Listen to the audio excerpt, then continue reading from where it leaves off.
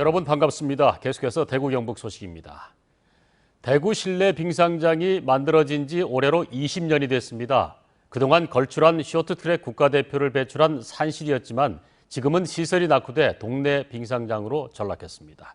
그 실태를 윤태호 기자가 취재했습니다. 실내 빙상장 안에 설치하는 보호벽입니다. 선수들이 빠른 속도로 스케이트를 타다가 넘어질 때를 대비한 아주 중요한 시설입니다.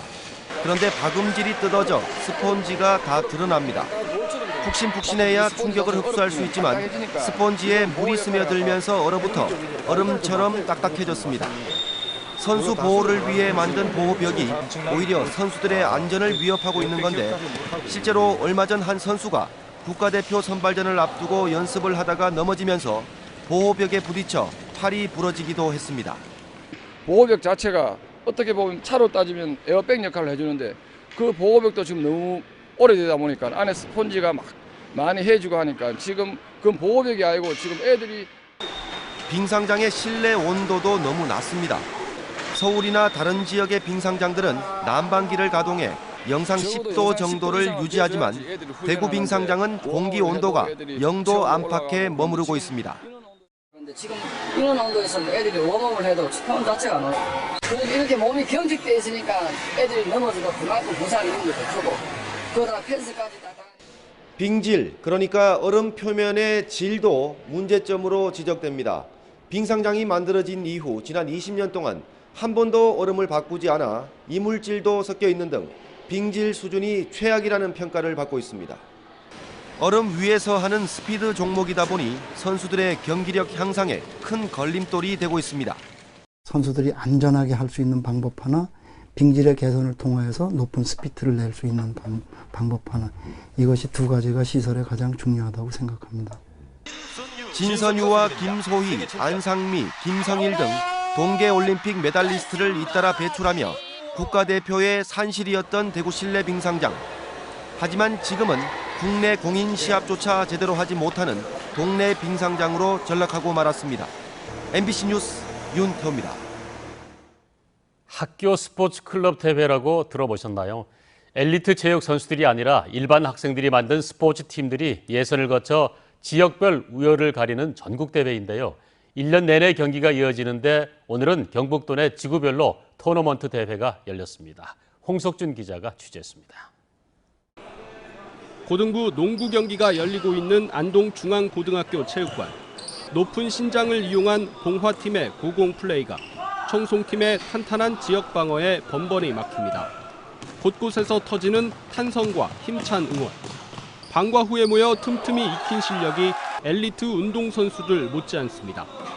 운동부에 속하지 않은 일반 학생들의 스포츠 축제인 전국 학교 스포츠 클럽 대회가 올해로 8회째를 맞았습니다. 학교 마치고 모여서거나 아니면 토요일마다 애들끼리 모여가지고 연습하고 스포츠 클럽을 만들어서 팀을 만들어서 또 대회 다른 안동에 있는 대회도 나가고. 참가팀이 해마다 늘면서 올해 경북에서 축구 등 6개 종목에서 221개 팀이 참가했습니다. 예선을 거쳐 오늘 도내 4개 지구별로 토너먼트 경기가 동시에 열렸고 8월 말 종목별 경북 대표팀 선발전을 거치면 꿈의 전국대회 출전 자격이 주어집니다. 예, 이게 바람직한 모습이죠. 어떤 학부모께서는 애들이 공부하는데 지장이 있다고 이렇게 말씀하시면 이렇게 하루에 한두 시간 이렇게 운동하면 공부의 능력도 오르고. 엘리트 체육, 운동부 운영 등에 쏠려 있던 학교 체육의 무게 중심이 일반 학생들로 옮겨가면서 나타난 학교 현장의 신선한 변화가 서서히 자리를 잡아가고 있습니다. MBC 뉴스 홍석준입니다. 최근 국토교통부가 일본으로 가는 중국인들의 무비자 입국을 확대하는 내용의 지방공항 활성화 방안을 발표해 그동안 제주로 갈 때만 허용했던 대구국제공항의 중국인 무비자 입국이 일본으로 갈 때에도 확대됩니다. 이에 따라 대구공항의 경우 최근 대구 오사카 노선이 새로 생기면서 대구를 경유해 일본 관광을 떠나는 중국인들이 더욱 늘 것으로 기대됩니다. 지구온난화 등의 영향으로 기후변화가 일어나면서 재배 작물이 바뀌는 등 우리나라 농업에도 많은 변화를 주고 있는데요. 변화하는 기후에 맞는 새로운 작목을 개발하기 위한 연구가 지역에서도 활발히 진행되고 있습니다. 이상원 기자의 보도입니다. 구미농업기술센터 작물 재배 시험장. 올해부터 아열대 작물인 백형가를 시험 재배하고 있습니다.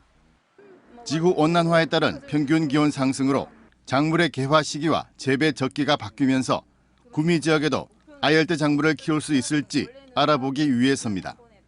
온대, 아열대, 열대 과수 쪽으로 새로운 그 작목을 도입해가지고 또 우리 포장 내에서 지역 실증 시험을 거쳐가지고 농가에 새로운 기술을 보급할 수 있는 그런 방향으로 연구를 지금 하려고 하고 있습니다. 소비자의 기호와 농가의 요구를 토대로 천혜향, 레드향 등 만감류 아열대 작물과 건강 기능성 작물도 함께 시험 재배해 농가에 보급할 계획입니다.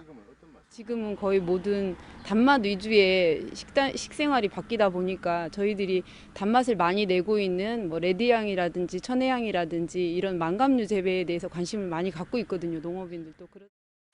우리나라는 지구 온난화에 따른 기후 변화 진행 속도가 세계 평균보다 빠르게 진행되고 있는 것으로 나타나고 있습니다.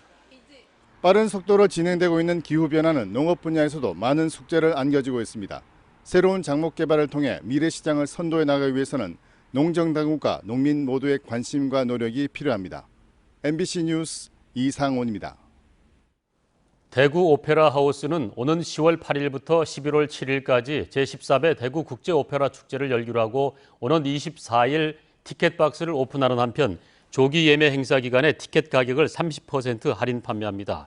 올해 축제는 치명적인 사랑을 뜻하는 이탈리아어 아모레 모르탈레를 키워드로 개막작 아이다를 비롯해 광복 70주년을 맞아 제작한 창작 오페라 가락국기 등 5개 주요 작품이 무대에 오를 예정입니다.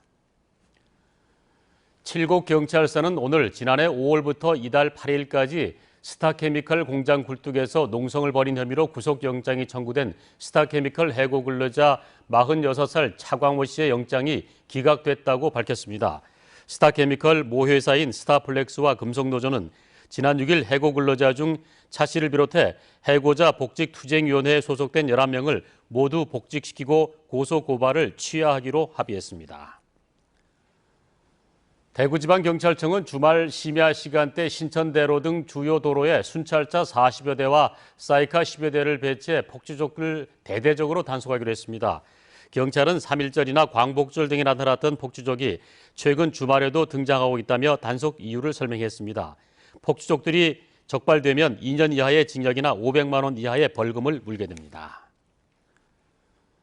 대구지방법원은 지난 5월 한 사행성 오락실 앞에서 상품권을 환전해주고 수수료를 받던 중 단속을 위해 출동한 김모 경사를 자신의 승용차에 매단 채 5m가량 운전한 혐의로 기소된 32살 A씨에게 징역 2년에 집행유예 3년을 선고했습니다.